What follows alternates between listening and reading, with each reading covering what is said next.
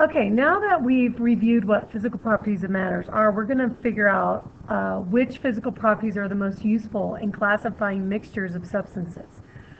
So this goes with learning target 29, be able to identify which physical properties would best help separate a mixture.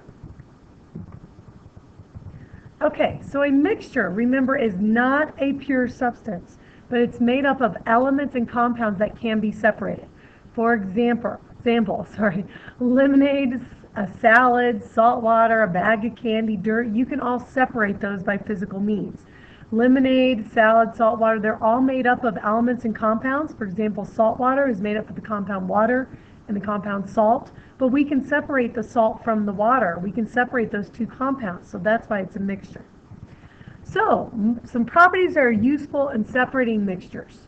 Boiling point, the temperature at which a liquid turns to a gas. Remember, water's boiling point is 100 degrees Celsius, but each substance is different. Not all substances have the same boiling point. And remember, boiling point, you have to be adding kinetic energy to get that liquid to turn to a gas. Evaporation is the phase change that we call it when we go from a liquid to a gas, when matter goes from a liquid to a gas.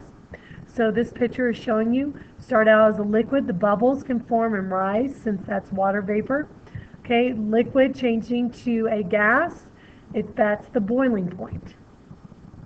Okay, to give you an idea of how different substances have different boiling points, if we take a look at this chart, hopefully it's going to load.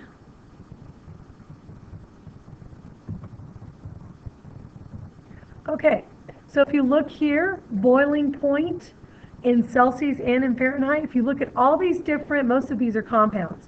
All these different compounds have different boiling points. So that's another unique property for a compound, is it's going to boil at different temperatures. This is going to be pretty important when we want to separate some of these compounds. We can separate them using the boiling point, and some will evaporate at a lower temperature than others. Okay, so this gives you an idea of different boiling points of different compounds. There's a lot.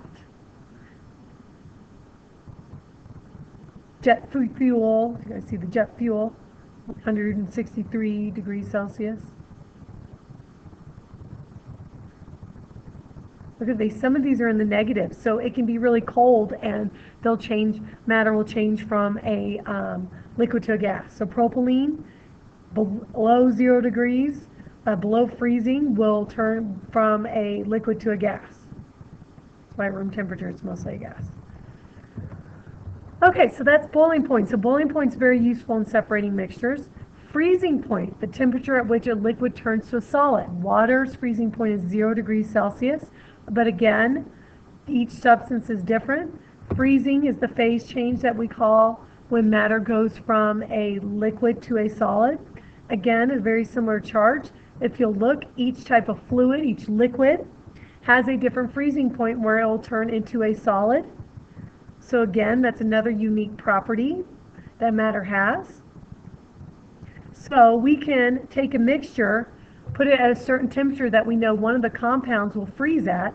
It will freeze, but the other compound will stay a liquid. And then we've separated that mixture. We now have a solid compound and a liquid compound, and that can be separated. We can take the solid compound from the liquid. So freezing point is a useful property to use when separating mixtures as well. It's really cold. It's like Gilpin in the winter. Gotta love it. Okay, another useful physical property that helps separate mixtures is density. Remember, density is how heavy matter is. Each substance has its own density. Water's density is 1 gram per milliliter. The formula to solve density, we did this in 6th grade. We take mass divided by your volume. That's why the units are grams per milliliters, because grams is the unit we use to measure mass. Milliliters is the unit to measure volume. If it's a liquid, if it's a solid, a regular solid that has length, width, and height, we use centimeters cubed. Hopefully you remember that from last year. We did a lab on density where you had irregular and regular objects, and you had to find the mass and volume and calculate density. Density can be used to separate or even identify unknown substances. For example, We know that if substance's density is greater than 1, if we put it in water, it's going to sink because it's heavier than water. If a substance is density is less than 1, then it will float in water. Now, this is a chart over here that's going to show you, look here, water is density of 1, okay? These gasoline, a density of 0.70, so it's obviously going to float when it's in water because it's less than 1. Mercury is 13.6 density, so when we put it in water, it's going to sink. But if you can look at, these are different materials, different substances that have different densities. So density is a great way to separate mixtures. If they have different densities, throw them in water. Some are going to sink, some are going to float based on their densities, and we can separate them. Separate the parts in the mixture. Here's your picture for density. Another thing that we look at is solubility when we're talking about separating mixtures. This is how much of a solute. Solute's what's being dissolved. So like in salt water, salt is a solute because that's what's being dissolved. A solvent is what's doing the dissolving, so water is the solvent because that's what's doing the dissolving in salt water. So solubility is how much of the solute can be dissolved in a solvent. If a substance dissolves, then evaporation is used to separate. So salt water, we can put salt water, if we want to separate the salt from water, we can put the container of salt water, heat it up, add kinetic energy. The water will evaporate because its boiling point is at a lower temperature than salt. Water will evaporate, leave behind the salt. If a substance does not dissolve, then we have to filter to separate the mixture. So if you look at this example of heating up salt water and evaporating the water, filtration is basically using sieves or screens to separate large particles from smaller. So if we have a mixture of sand and water, we could put that mixture of sand and water through a screen. The water would go through the holes, and then the sand would not. It would get stuck in the screen, and we would separate that mixture of sand and salt. I'm sorry, sand and water, because sand does not dissolve in water.